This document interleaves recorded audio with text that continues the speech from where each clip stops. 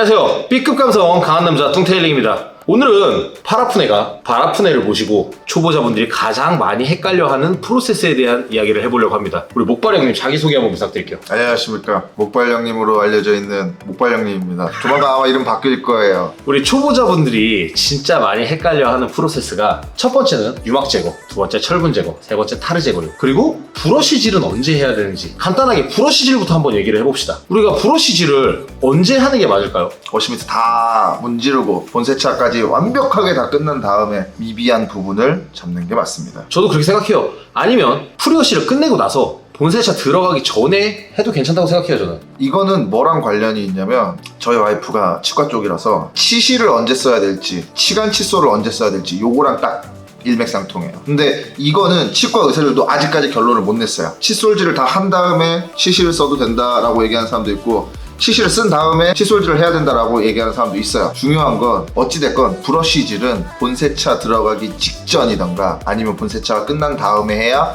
순서가 맞아요. 프리워시의 폼으로 브러쉬질을 하라고 하는 사람들도 있어요. 오염물이 남아있는 상태잖아요. 프리워시를 하는 이유가 오염물을 떨궈내고 본세차를 하기 위함인데 프리워시 상태에서 브러쉬질을 하는 건 오염물하고 같이 닦게 되는 거거든요. 오토그루밍 영상에 보면은 정확하게 나와 있는데 브러쉬질은 미트가 닿지 않는 요 틈 사이에 브러쉬를 찔러서 여기를 제거하는 거지 이만한 브러쉬로 여기를 전체적으로 닦으려고 하는 게 아니에요. 그러면 여기 틈새를 닦으려다가 여기 주변에 스월이 생긴단 말이에요. 프리워시 중에 브러쉬를 대는 것까지는 그래 그럴 수도 있겠다라고 생각을 하지만 그럴 거면 이만한 원형 브러쉬가 아니고 화장붓, 일자붓 같은 걸로 딱 그 부분만 국소적으로 어차피 거기는 오염물이 썩어 문드러질 거고 내가 거기 주변부에 스월을 안 생긴다는 조건 하에 찔러서 제끼면 말은 돼요. 그래도 당연히 위험하죠. 프리워시는 오염물이 100% 제거 안 되니까요. 그래서 틈새 브러쉬를 B&I 제품을 많이 쓰거든요. 이렇게 얇고 길어요. 그런 제품을 많이 써요. 그거 아니면은 미술용 얇은 납작붓? 저도 미술용 화장붓 써요. 납작붓. 사람들이 저한테 정말 댓글로 많이 물어보는 질문이에요. 유막 제거,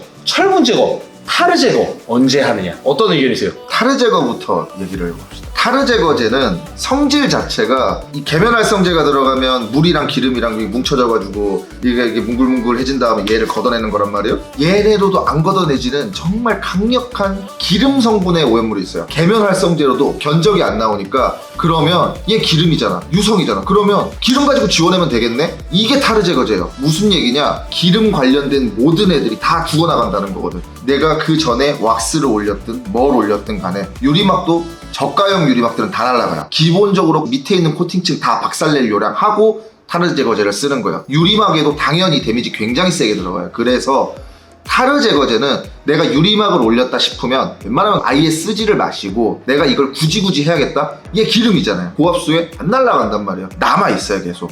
그리고 이 기름이 워시 미트에 묻으면 당연히 안 좋겠지. 그거는 말할 필요가 없는 거예요. 기름 오염물을 기름 가지고 제거를 치는 거니까 당연히 모든 세차가 끝나고서 하는 게 안전해요. 또는 초보자분들이 하실 때는 초보자분들은 그런 프로세스가 어려울 수 있어요. 그러니까 아예 세차 시작 전에 쫙 뿌려놓고 그거 다 날린 다음에 그리고 세차를 들어가시는 걸 추천드려요. 타르 제거의 주기는 어떻게 될까요? 타르가 그냥 있으면 하면 돼요. 타르가 내가 눈에 보여서 너무 거슬리면 하면 돼요. 타르 제거제의 주기는 너무 간단해요. 내가 패크를 해야겠다 이전에 타르 제거하는 거예요. 그 이후부터는 타르 제거를 쓸 필요가 없다고 생각하는 사람입니다. 왜냐? 나는 유리막 유저거든. 우리가 전체 패크를 언제 한 번 하죠? 짧게 하시는 분들은 3개월에 한 번, 길게 하시는 분들은 6개월에 한 번. 방금 얘기하셨던 것처럼 페인트 클렌저 주기에 맞춰서 하시면 돼요. 쉽게 생각하면 타르 제거제를 쓰는 순간 코팅층은 무조건 박살 난단 말이에요. 기존에 글레이즈도 올리고 실런트도 올리고 고압도 올리고 여기 막 퀵딜 광도 이빠이 광부스터 쳐가지고 코팅층 이만큼 쌓아놨어. 한 달의 시간 동안 이 개사단을 쳐놨는데 요만큼의 타르가 꼴배기 싫어가지고 타르 제거제를 딱 쓰는 순간 여기는 원폭 맞은 거야. 완전히 다 날아가요. 그러면 옆에 있는 애들은 이만큼 쌓여 있는데 얘는 초전박살이 났어. 그러면 얘는 어떡할 거예요? 내가 뭔 짓을 해놨던 이 모든 코팅층을 다 날릴 요량을 하는 시점이 패크 시점이니까 패크를 하기 전에 해라. 그게 가장 안전하다. 물론 꼴배기 싫으면 오늘하고 내일하고 내일 모레 해도 돼요. 타르가 하나 묻어있는데 그게 너무 꼴보기 싫잖아요? 그러면 다 다 날리려고 하지 마시고 면봉 같은 걸로 해서 면봉이 좋죠. 그런 데다가 콕 찍어서 녹이신 다음에 고기만 닦아내시는 걸 추천드려요. 하부에 타르가 많다더라. 정보는 있어. 그러니까 그냥 닦아. 타르가 묻지도 않았는데 굉장히 쓸데없는 프로세스거든요. 굳이 할 필요 없습니다. 그러면 이제 타르 제거는 어느 정도 정리가 된 것 같고 유막 제거랑 철분 제거로 넘어가 볼게요. 유막 제거랑 철분 제거는 타르 제거랑은 결이 달라요. 이 유막 제거에 대해서 제일 많이 물어보시는 게 유막 제거는 프로세스 중에 언제 해야 하나요? 일단은 저처럼 게러지를 이용하시는 분들은요, 유막 제거를 언제 하셔도 상관없습니다. 언제든지 고압수를 몇 번이든 더 칠 수 있으니까요. 그 시간과 고압수를 한 번 더 쓰는 걸 아끼기 위해서 효율적인 프로세스를 만들려고 어디에 끼워 넣어야 되는지 물어보시는 거거든요. 언제 해야 될까요? 언제 해도 상관은 없는데 저는 본세차 전에 하는 거를 가장 추천드립니다. 프레쉬 다 하고 여력이 된다면 유리 부분이라도 미트질을 대서 오염물을 최대한 없애준 다음에 실질적인 본세차가 들어가기 직전에 해주는 걸 권장드려요. 사실 유막 제거의 최고로 좋은 프로세스는요, 본세차까지 다 끝내놓고 유리 세정까지 다 끝낸 상태에서 유막 제거를 하는 게 가장 좋아요. 오염물이 완전히 다 날아간 상태. 유막 제거를 하고 나면 결국은 잔여물이 남아요. 그래서 미트질을 또 한 번 해줘야 되거든요. 그렇기 때문에 본세차가 끝나고 난 다음에 유막 제거를 하면 결국 미트질을 한 번 더 해야 돼요. 유막 제거 끝나고 고압수 치고 미트질을 또 하고 고압수 또 한 번 쳐야 돼요. 그러면은 고압수 2번 더 쳐야 되잖아요. 그럼 6,000원 더 들어가죠. 시간과 체력적으로 손해가 굉장히 크단 말이에요. 금액적으로도 손해가 크고. 프리워시 전에 하셔도 상관없는데 프리워시 전에 하실 거면 유리세정제나 IPA로 최대한 깨끗하게 오염물이 하나도 없게 닦아내 주신 다음에 하셔도 되고, 본세차 전에 해주는 게 가장 좋습니다. 유막 제거는 본세차 전에 아무 때나 때려 넣으셔도 돼요. 그냥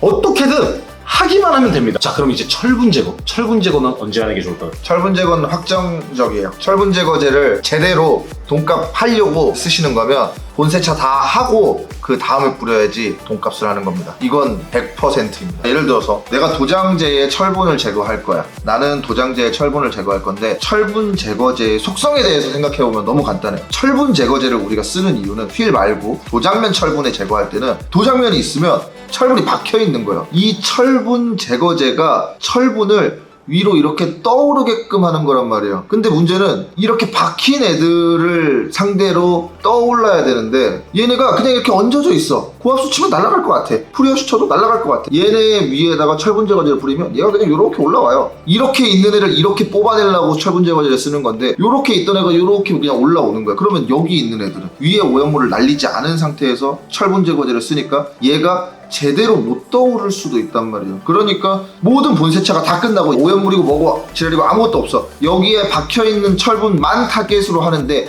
얘가 어디 있는지 모르니까 전체적으로 뿌려주는 개념이란 말이에요. 오염물이 완전히 없는 그 상태에서 철분 제거제를 써야 비록 철분 반응이 신통치 않더라도 정말 점 하나라도 보라색으로 올라왔다. 내가 원하는 이 목적 타겟물을 정확하게 잡은 거기 때문에 그러면 돈이 안 아까워질 수 있어요. 그런데 깊게 박힌 철분들은 어차피 철분 제거제만으로는 힘들거든요. 그건 결국 클레잉을 해야 돼요. 초보자분들은 클레잉까지 갈 수가 없단 말이에요. 일단 클레잉을 한다는 건 폴리싱을 전제로 해야 된단 말이에요. 클레잉을 함과 동시에 도장면은 작살이 나요. 작살나요. 그러면은 결국 내가 그걸 잡기 위해서 폴리싱을 해줘야 되는데 보통 초보자분들은 폴리싱을 할 줄 모른단 말이에요. 그러면 클레잉으로 날릴 수 있는 철분들은 어떻게 하느냐? 냅두세요. 냅둬야 돼요. 철분 제거제로 뽑을 수 있는 만큼만 뽑아주시면 돼요. 이제 제 채널 구독자분들 초보자분들이 많잖아요. 초보자분들 같은 경우에 본세차를 다 끝내고 철분 제거를 또 하고 고압수를 한 번 더 치는 게 쉽지 않단 말이에요. 본세차 끝나고 하는 게 힘들면 프리워시 끝내고 그리고 하세요. 그런 분들도 있어요. 아예 프리워시 전에 맨도장 면에다가 철분 제거제 먼저 뿌리고 해라. 그것도 틀린 말은 아니에요. 그런데 성능을 100% 다 끄집어내기는 힘들다는 얘기죠. 오염물이 남아있으니까. 요거는 조금 사족을 더 붙일 만한 내용이 있는 게 철분 제거제를 미리 쓰면은 장점이 있어요. 분명하게 이 친구가 이렇게 떠올랐다 그랬잖아요. 100% 다 떨어지면 얘가 고압수에 날려가요. 근데 얘가 한 80%만 이렇게 떨어졌단 말이에요. 얘는 고압수에 쳐도 박혀있는 상태 그대로겠죠. 근데 본세차 전에 이걸 뿌리면 얘가 이만큼 올라온 상태에서 미트질로 딸려서 빠져요. 클레잉은 아니지만 클레잉이랑 비슷한 느낌으로 살짝 올라온 상태에서 미트에 묻어서 같이 나가요. 본세차 전에 철분 제거제를 써서 본세차를 할 거라면 이런 거를 염두에 둬야 되기 때문에 본세차가 끝나고 난 이 워시 패드는 정말 꼼꼼하게 최선을 다해서 빨아주셔야 돼요. 대충 그냥 빨래 한 다음에 평소처럼 그냥 냅두면은 워시 미트 안에 극세사 애들이 철분을 잡고 있는 형태가 되는 거기 때문에 최대한 이 철분이 다 빠져나갈 수 있게끔 빨래를 정말 신경 써서 많이 해주셔야 돼요. 워시 미트나 패드의 교체 주기는 어떻게 될까요? 들어오면 내 생각에 더러우면 저는 약간 개념이 다른 게 저는 더럽지 않아도 주기적으로 바꿔주는 편이거든요. 그 주기가 안 되더라도 더러우면 바꾸는 게 맞아요. 근데 깨끗하더라도 세차 주기가 짧고 세차를 좀 많이 한다 그러면 저는 6개월에 한 번 정도 교체를 해주시는 걸 추천드려요. 워시 미트 패드 극세사 타월 요거는 정말 단순해요. 극세사라는 원단 자체가 예쁘지 않아요. 이런 식으로 빗자루 형태란 말이에요. 그러면 여 안에 오염물들이 탁 박혀요. 이거는 실제로 많은 극세사 관련 상세 페이지에 보면 나와요. 박힌 다음에 얘를 뽑아내줘야 되는데 이게 그립가드로 대충 문질러가지고 빨래로 대충 해가지고 지워질 게 아니에요. 내가 세차 주기가 일주일에 한 번이고 나는 지하주차장이고 운행도 별로 안 해. 근데 그런 상태에서 워시미트를 쓰는 사람이 2달, 3달 갈 거를 나는 노상이고 운행거리도 너무너무 많고 오염도도 맨날 개판어 운전이야. 무조건 나는 할 때마다 3pH 해야 돼. 이런 분들은 한 달에 한 번 바꾸셔도 위험할 수도 있다고 저는 생각을 해요. 초보자분들은 우리 목발 형님이 얘기하신 것처럼 그렇게까지 하실 필요는 없을 것 같아요. 일단은 그것도 다 경험이거든요. 그 경험이 쌓이면서 여러분들이 다 알게 돼요. 저랑 목발 형님이 얘기하는 건요, 제가 늘 말씀드리지만 지극히 저희의 주관적이고 개인적인 의견이지 이게 정답은 아닙니다. 세차에는 정답이 없어요. 여러분들이 많이 경험해보시고 그 경험을 바탕으로 자기만의 것을 찾아가는 게 가장 중요하다고 생각해요. 그냥 여러분들이 하고 싶은 대로 하시면 돼요. 세차에는 정답이 없어요. 저랑 이 친구랑 프로세스가 되게 많이 달라요. 프로세스가 같을 수가 없어요. 왜냐면 이 프로세스라는 건요, 내 차의 상태에 따라서 달라지기 때문이에요. 매번 상황과 환경과 요인에 따라서 계속 바뀌어야 돼요. 왜 하는지를 생각을 해보세요. 남자들 홈플러스 가가지고 샴푸 적혀있으니까 샴푸네 이러고 사오잖아요. 이러지 마시라는 거예요. 셀프 세차 시장에서의 케미컬은 우리가 생각하는 것 이상으로 굉장히 세분화돼 있어요. 나는 비듬도 없는데 비듬 샴푸를 골라온다든가, 나는 이 차가운 게 싫어, 나는 여름에도 따뜻한 물 쓰는데 샴푸 써서 골라왔는데 쿨링 샴푸야, 이러면 나랑 안 맞는 거란 말이에요. 얘가 쿨링 샴푸니까 그럼 내가 이걸 언제 써야지? 여름철에 더워 죽겠을 때, 땀 오지게 났을 때, 두피에 열 올라올 때 이거 써야겠다. 이래서 이걸 가져오는 거고, 이걸 써야 되니까 이 프로세스가 들어가는 거란 말이에요. 이 케미컬이 뭔지에 대해서는 상세 페이지라도 한번 읽어보세요. 정말 사람들 특징이 설명서 안 읽고 하는 거거든요.